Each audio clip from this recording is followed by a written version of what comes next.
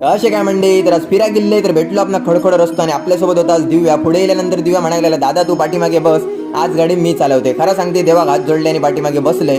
खरं तर आमचा दिव्या गाडी चालवते, आम्ही फक्त ऐकण होते, पण आज प्रत्यक्ष पण अनुभवले. आणि विषय असा, दुसऱ्याच्या मागे बसला काही थोडी भीती ही नक्कीच वाटतं. तर पुढे गेल्यानंतर दिव्या गेल्या दुकानावरती सामान आणू.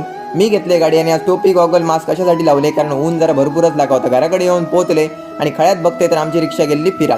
तर बाबू होती होता आतमध्ये कॉफी, तर म्हटलं जरा माका पण होत. तर कॉफी तर रेडी झाली, तर येवा कॉफी पिऊ. परत एकदा तयारी वगैरे आम्ही केलो आणि सगळी जण रिक्षा घेऊन निघालो आपल्या मंदिराकडे. गाडी जर पार्क करून झाली आणि विषय असा आमचा असा दसरो, तर आमच्याकडे दसरो कसं साजरं केलं जातात ना, तो तुमका दाखवते. पण त्याच्या अगोदर मंडई हात जोडून घ्या. अशा प्रकारे शिंग फुकले आणि देव ठेवल्याने पालखी आहेत आणि मंडई पालखी आणि देव घेऊन इले मंदिराच्या बाहेर. तर आज ना गावातले सगळे व्यक्ती हे मंदिराकडेच उपस्थित असतात. तर गावाचा मस्तपैकी गाराणा एकत्र घातल्याने आणि आम्ही सगळेजण निघालो खालच्या मंदिराकडे.